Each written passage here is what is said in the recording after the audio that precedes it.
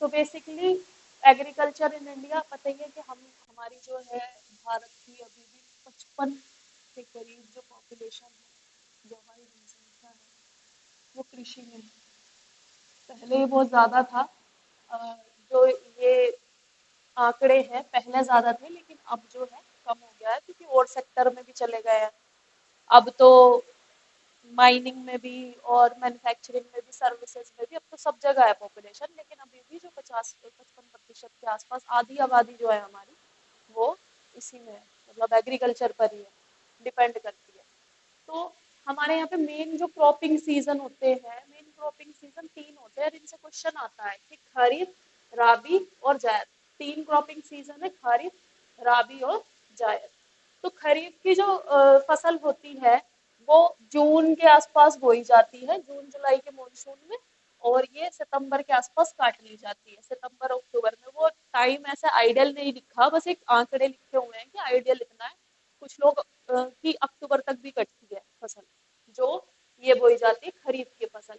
अब इसमें एक वेरिएशन है कि हमारे उत्तर के राज्यों में अलग बोया जाता है, दक्षिण के राज्यों में इसी समय में कुछ अलग फसल बोई जाती है। इसलिए कुछ फसलें हमारे यहाँ पे ऐसी हैं हमारे भारत में कि वो आपको सभी सीजन में मिल जाएगी, जैसे कि मक्का।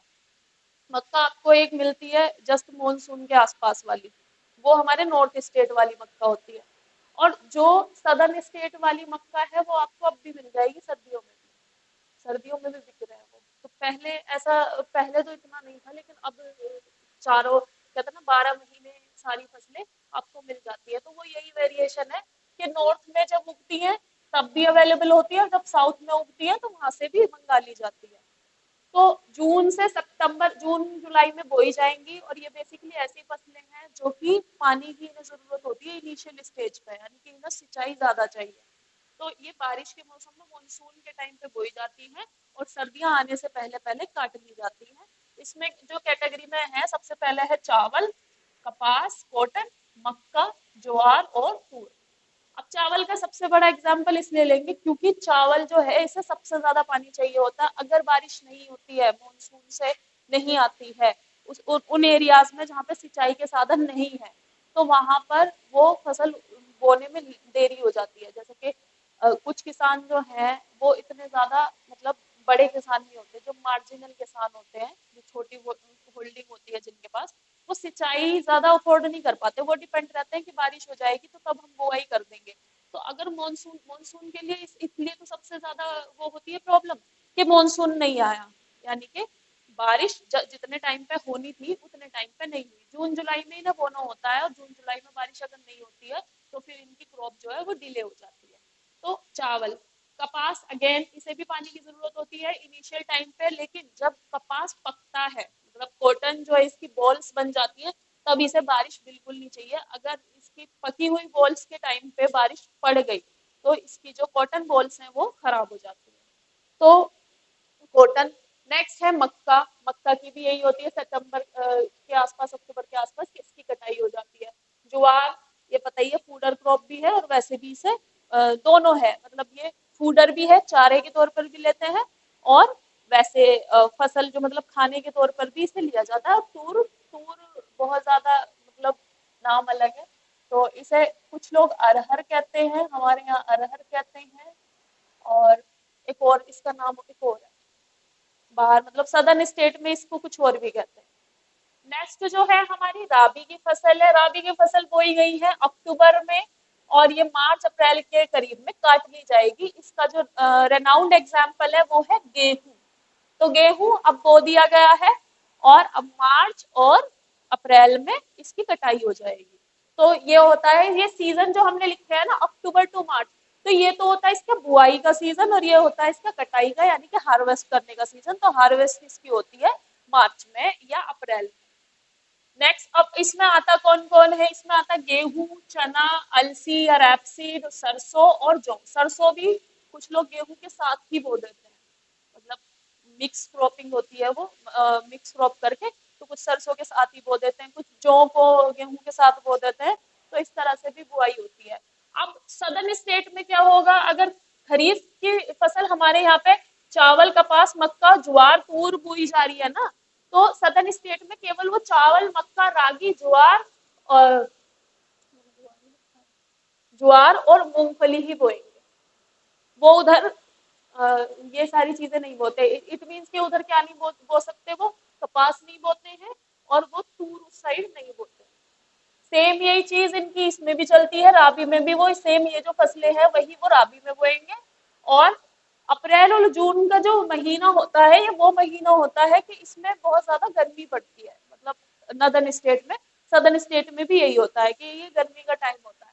तो इसमें अब क्योंकि दोनों फसलें नहीं उगाई जाएंगी, तो इस बीच के पीरियड में, जो बीच का पीरियड रहता है मानसून आने से पहले का जो पीरियड रहता है, तो उसमें सब्जियां, फल और चारा उगाया जाता है। तो ये सब्जियां, फल और चारा उगाया जाता है। जैसे कि ये जो इसकी फसल जैसे कटने लगती है ना, ये वाली फसल, राबी की फसल, राबी की फसल कटने के बाद वो क्या करते हैं, सब्जियां बो देते हैं, टमाटर वगैरह, और वो पक जाती है जून तक, और जून तक वो आ जाती है। और इसमें एक और है जो हमारे ये वाले, जैसे कि खीरा हो गया, खरबूज, तरबूजे, ये भी उसी टाइम पे आएंगे, क्योंकि उस टाइम पे बो देंगे कि अप्रैल जून जून तक इनकी जो फसल है वो आ जाती है। वो कटने के बाद फिर हम दोबारा से गेहूं या वो चावल बो देंगे बारिश के महीने। तो ये इस तरह से होता है। नेक्स्ट सदर्न स्टेट में अगर देखें तो ये इस टाइम पे भी ये चावल बोते हैं, क्योंकि इनका क्लाइमेट ऐसा है। और सब्जियां भी बोते हैं और चारा भी बोते हैं, फूडर। चारे में जैसे कि वो होती है ज्वार, बेसिकली चारे में ज्वार होती है, कुछ अलग तरह की घासें, और एक और होती है उसे बरसीम कहते हैं, एक होती है उसे बरसीम या कुछ कह देते हैं। हाँ, तो वो सर्दियों में बोई जाती है चारा। बट ये क्या करते हैं दक्षिण वाले, ये दोनों में बोएंगे, मतलब इधर भी और इधर भी। यहाँ पर दोनों में तो सेम, और यहाँ पर बस चारा ये कब बोते हैं, अप्रैल या जून। तो ये राबी का बस आपको क्या याद रखना है, एक तो दो इंपॉर्टेंट तीन चार फसलें याद रखनी है इधर, और टाइम पीरियड याद रखना है। ऐसा क्वेश्चन आता है कि राबी की फसलें किस से किस महीने में बोई जाती हैं, तो आपको बताना है अक्टूबर से मार्च, खरीफ की फसलें जून से सितंबर, और जायद की फसलें अप्रैल से जून। इस तरह से आता है। आप देखेंगे हमारे यहाँ पे किस तरह की फार्मिंग होती है, तो हमारे यहाँ पे सिंचाई के आधार पर दो तरह की कृषि होती है। सिंचाई के आधार पर, सिंचाई यानी कि पानी कितना अवेलेबल है उसके आधार पर अगर हम देखें, तो ड्राई लैंड फार्मिंग कहते हैं इसे, सूखे क्षेत्रों में जो होती है, और एक होती है वेटलैंड फार्मिंग, जो कि सिंचाई व वर्षा वाले क्षेत्रों में होती है। ड्राई लैंड फार्मिंग का मतलब है जहां पर 75% से भी कम की जो बारिश होती है, सेंटीमीटर की बारिश होती है, 75 सेंटीमीटर से कम की जो बारिश होती है, इन एरिया में ये वाली फसलें उगाई जाती है। कौन कौन सी, रागी, बाजरा, मूंग, चना, और उसमें और भी जो फसलें आती हैं, इन्हें कहते हैं हम ड्राई लैंड फार्मिंग। अब ये कैसी होती है, जैसे कि राजस्थान वगैरह में बारिश नहीं होती है, तो वहां पे आपने एक चीज देखी होगी, वहां पर रागी, बाजरा, मूंग, चना ये सब ज्यादा है, वहां पे खाया भी जाता है। मतलब तो ये कोई भी फसल अगर कोई भी एरिया में ज्यादा खाई जा रही है, तो उसका मतलब ये नहीं है कि वो बस उनको अच्छी लगती है, उसका मतलब है उनके क्लाइमेट में, उनकी जगह पे वही उगाया जाता है। जैसे कि हम बिहारी को ताना दे देते हैं कि चावल ज्यादा खाते हैं, है ना, बंगाली को कह देते हैं कि चावल मछली ज्यादा खाते हैं। तो मछली और चावल उनके यहाँ पे अवेलेबल है। क्यों? क्योंकि वहां पे बहुत सारी नदियां हैं, कोलकाता, ये गंगा भी उधर से ही जा रही है, तो एक तो वहां पे मछली का उत्पादन अच्छा खासा होता है, दूसरा वहाँ चावल ज्यादा उगाया जाता है, इसलिए जो उनके मतलब खाने में, डाइट में जो उनके शामिल है, वो चावल और मछली है। और बिहार में चूंकि चावल उगाया जाता है, तो इसलिए वो सबसे ज्यादा चावल ही खाते हैं। गेहूं वहां पे कम उगाते हैं, लेकिन गेहूं कम खाया जाता है। नेक्स्ट इसमें ये तो हो गई ड्राई लैंड फार्मिंग। दूसरी है वेटलैंड फार्मिंग। वेटलैंड फार्मिंग की जिन फसलों को सबसे ज्यादा पानी जरूरत पड़ता है, चावल, गन्ना और जूट, ये फसलें ऐसी है इन्हें पानी की बहुत जरूरत पड़ती है, तो इसे हम कहते हैं वेटलैंड फार्मिंग।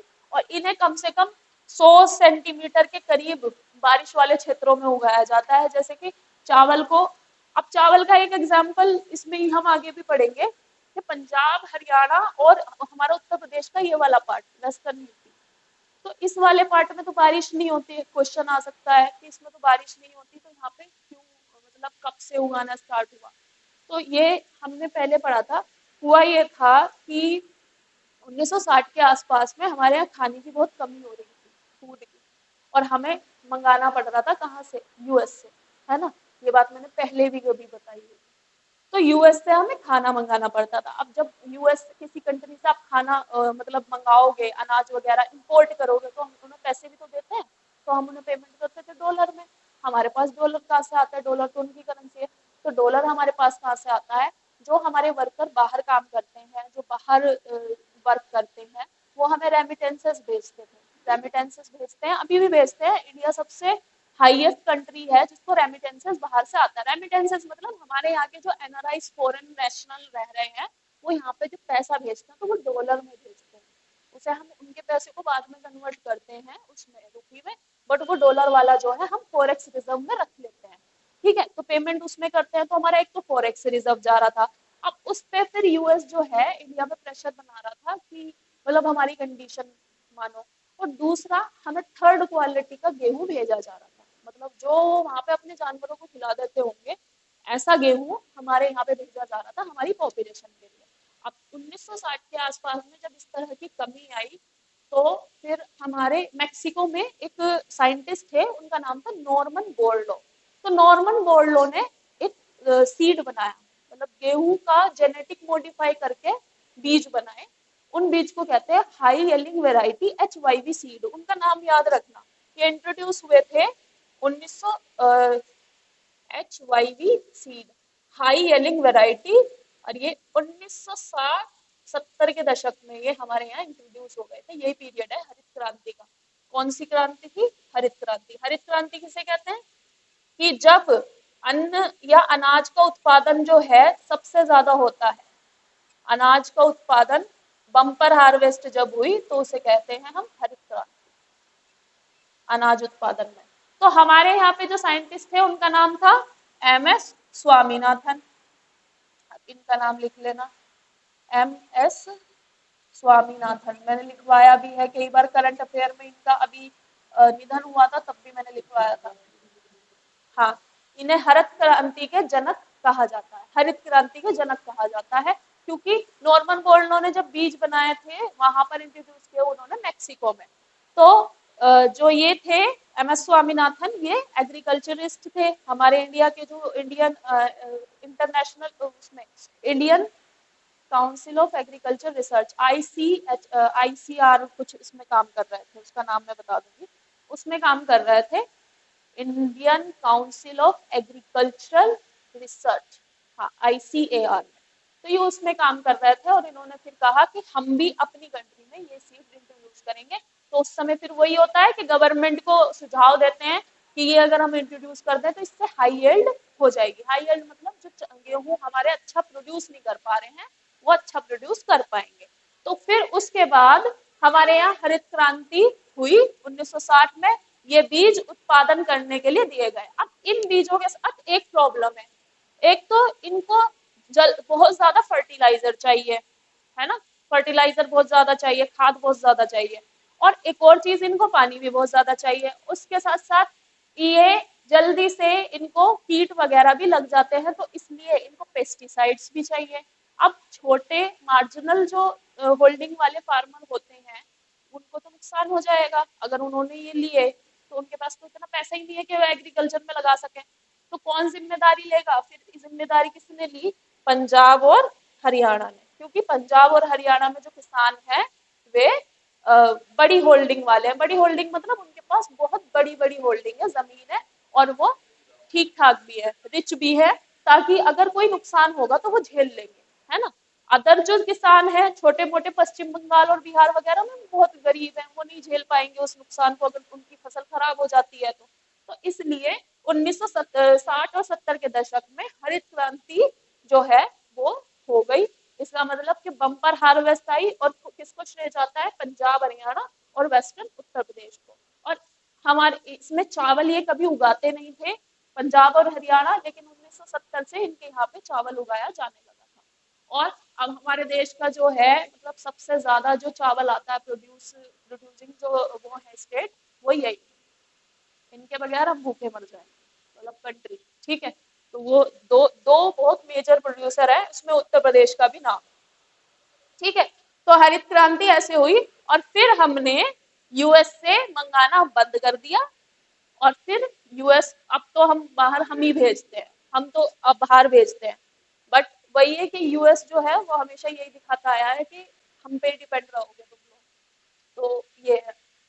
अब नेक्स्ट हम इसमें देखते हैं कि अनाज फसलें जो हैं भारत के 54% फसलों में उगाई जाती है, मतलब अन्न। हमारे यहाँ पे 54% जो फसलें हैं वो अन्न उगाई जाती हैं। मतलब और कंट्री में अगर देखें तो प्लांटेशन क्रॉप होती है, जैसे कि तंबाकू हो गया, प्लांटेशन। और प्लांटेशन में और भी आता है, कौन कौन आते हैं, ये चाय, कॉफी और रबड़, ये सब प्लांटेशन है, ये कमर्शियल क्रॉप है। मतलब इनसे ये तो फिर भी खाई जाती हैं, मतलब पी जाती हैं, लेकिन रबर और तंबाकू ये तो कमर्शियल क्रॉप है ना। तो ये हमारे यहाँ पे ज्यादा नहीं उगाई जाती है। हमारे यहाँ पे जो 54% भाग है फसलों का वो अन्न है, मतलब अन्न ही सबसे ज्यादा हमारे यहाँ उगाया जाता है। लेकिन ब्रिटिशर्स के टाइम पे वो हमसे अफीम और नील उगवाते थे, ठीक है। अफीम उन्हें चाइना में बेचना होता था, और नील जो है वो जीन्स बनाने के लिए, जो मैनचेस्टर हमारे यहाँ से कपड़ा लेके जाते थे उनकी रंगाई होती थी मैनचेस्टर में। हाँ, मैनचेस्टर में। और मैनचेस्टर से कपड़े सस्ते बन के प्रिंट होके हमारे यहाँ बेचे जाते थे महंगे। तो ये ड्रेन ऑफ वेल्थ थी, तो ये होता था। तो ऐसे ही, लेकिन आजादी के बाद हमने सबसे पहले फोकस किया था पहले 5 ईयर प्लान में कि हमें पहले खाने में अपने आप को इंडिपेंडेंट बनाना है, कि मतलब फूड जो है वो इतना उग जाए कि हमारी पॉपुलेशन आराम से खा सके। मतलब पहली नीड जो थी हमारी वो फूड थी, फुलफिलमेंट ऑफ फूड। तो इसमें पहली फसल है चावल। चावल भारत का चावल में भारत जो है विश्व का दूसरा सबसे बड़ा उत्पादक है। पहले स्थान पर कौन है? चाइना। तो देखो दो क्वेश्चन यहीं से बन जाएंगे, एक तो ये और एक तो ये, कि भारत चावल का मतलब चावल का सबसे दूसरा सबसे बड़ा उत्पादक कौन सा है? ऑप्शन में दे देंगे चाइना, यूएसए, भारत या अदर कंट्री, पाकिस्तान डाल दिया। तो आप किस पर लगाओगे? भारत पर। भारत दूसरा, सेकंड लार्जेस्ट, सबसे बड़ा प्रोड्यूसर है चावल का। पहला कौन है? दूसरा क्वेश्चन यहाँ से बन जाएगा चाइना, कि चावल का सबसे बड़ा जो प्रोड्यूसर है विश्व में वो कौन है? उत्पादक कौन सा है, कौन सा देश है? चाइना। तो चाइना। अब भारत कितना प्रोड्यूस करता है, कितने प्रतिशत करता है? 21.7%, ठीक है, दूसरा सबसे बड़ा। भारत में चावल की 3,000 से अधिक किस्म। तो ऐसे पूछ सकते हैं कि कितनी किस्में उगाई जाती है, तो भारत में चावल की 3,000 से भी अधिक किस्में जो हैं वो उगाई जाती हैं। हम आदोगे तो मुझे नाम लिया, जैसे बासमती, एक यही याद रहता है बासमती, बस। और याद ही नहीं। और इतने नाम हैं चावल के, इतनी किस्में हैं कि जब सुनते हैं तो तब पता चलता है कि ऐसे सोना भी है एक करके, कुछ और भी है, मतलब अलग अलग है ना। पन्ना भी है एक, पन्ना करके भी है एक वैरायटी। तो चावल की जो है 3,000 से अधिक किस्में हैं। फिर पश्चिम बंगाल में चावल की फसल 3 बार उगाई जाती है। ये फसल का मतलब क्या है? ओस, अमन और बोरो। मतलब पश्चिम बंगाल में 3 बार ये फसल उगाते हैं वे। मतलब जैसे हमारे यहाँ तो एक बार ही उगती है, जून से इसमें जून जुलाई से अक्टूबर तक, बस नॉर्थ पार्ट में। लेकिन पश्चिम बंगाल में 3 बार ये फसल उगाते हैं। एक उसको ये कहते हैं ओस, एक को कहते हैं अमन और एक को कहते हैं बोरो, ठीक है। ये 3 बार उगाते हैं वहां पे। पश्चिम बंगाल, उत्तर प्रदेश, पंजाब चावल के मुख्य उत्पादक हैं, ठीक है। तो पश्चिम बंगाल पहले नाम दिया है, इसका मतलब सबसे ज्यादा पश्चिम बंगाल उगाता है चावल। उत्तर प्रदेश, पंजाब, ये सब मुख्य उत्पादक हैं। और भारत में चावल जो है 1/4 भूभाग पर उगाया जाता है। मतलब सबसे ज्यादा जो एरिया ऑक्यूपाई कर रखा है वो चावल ने कर रखा है। सबसे ज्यादा जो लैंड पे चावल उगाते हैं वो भारत का 1/4 चावल उगाया जाता है। इसमें नेक्स्ट है पंजाब और हरियाणा चावल। पंजाब और हरियाणा में चावल 1970 में से उगाए जाते हैं। ये मैंने इसलिए लिखा क्योंकि ये हरित क्रांति वाला ईयर है। 1970, 60-70 में इसके बीज इंट्रोड्यूस हुए थे, वही HYV जो बीज है गेहूं के और चावल के, तब से ही उगाया जाता है। जो हमारा गेहूं का जो पौधा होता था उसकी हाइट तो ज्यादा रहती थी, बट उसमें जो चावल का जो गेहूं के बीज होते थे वो कम रहते थे, है ना। लेकिन जो नए बीज आए उनकी हाइट कम रहती है और उसमें बीज ज्यादा रहते हैं, यानी कि एक ही बाली में आपको बहुत सारे बीज मिलेंगे और हाइट उनकी बस इतने तक ही जाएगी। तो इसमें ये फायदा होता है कि इसमें आपको सीड कंटेंट बहुत ज्यादा मिलता है। जो HYV सीड आए इनकी जो प्रजाति है सीड कंटेंट इसमें बहुत ज्यादा मिलता है। ये फर्क है बस, और ज्यादा फर्क नहीं है। और हमारी जो थी इसमें पेस्टिसाइड्स वगैरह तो खैर नहीं लगाए जाते थे, पर इसका जो इम्पैक्ट पड़ रहा है हरित क्रांति का वो ये है, इससे सबसे ज्यादा तो एक तो पानी ज्यादा चाहिए, ठीक है, इरिगेशन यानी कि सिंचाई ज्यादा चाहिए, सिंचाई ज्यादा चाहिए, उसके साथ साथ इसे फर्टिलाइजर ज्यादा चाहिए। अब फर्टिलाइजर ज्यादा होंगे तो एनवायरमेंट पे नुकसान पड़ेगा, है ना, क्योंकि वो फर्टिलाइजर हवा में जा रहे हैं। और सबसे ज्यादा जो कैंसर के जो वो केसेस हैं वो पंजाब से मिल रहे हैं, और उसका इसका बहुत ज्यादा इम्पैक्ट पड़ रहा है वहां पर पंजाब और हरियाणा में, और पंजाब में ज्यादा। और एक और चीज है, इरिगेशन की वजह से क्या होता है, पानी जो है जमीन जो है, जमीन में सॉल्ट इकट्ठा हो जाता है, सॉल्ट। और जो जमीन है वो एल्केलाइन हो जाती है, एल्केलाइन मतलब क्षारीय हो जाती है, वहां की मिट्टी कैसी हो जाती है, क्षारीय। हाँ, और क्षारीय हो जाएगी तो वो अनउपजाऊ होनी स्टार्ट हो जाएगी, ठीक है। तो ये कुछ कुछ इम्पैक्ट है। फिर हमारी दूसरी फसलें है गेहूं। गेहूं का भी भारत सबसे दूसरा बड़ा उत्पादक है। और गेहूं में भारत जो है विश्व का 12% गेहूं उत्पादन करता है, और वही चाइना के बाद है, ठीक है। तो अगर चाइना नंबर 1 है कुछ जगहों पर, तो हम नंबर 2 ही है, ठीक है, दूसरे नंबर पर है। तो भारत दूसरा सबसे बड़ा गेहूं का उत्पादक है चीन के बाद। भारत में ये शीत ऋतु में उगाई जाती है, विंटर में उगाया जाता है। और 85% भारत के उत्तर व केंद्रीय भाग में उगाया जाता है। तो गेहूं जो है ये साउथ में नहीं उगाया जाता, आपने यहाँ पे भी देखा होगा, यहाँ पे भी चावल ही है, सेम यहाँ पे भी यही फसलें हैं, और यहाँ पे भी।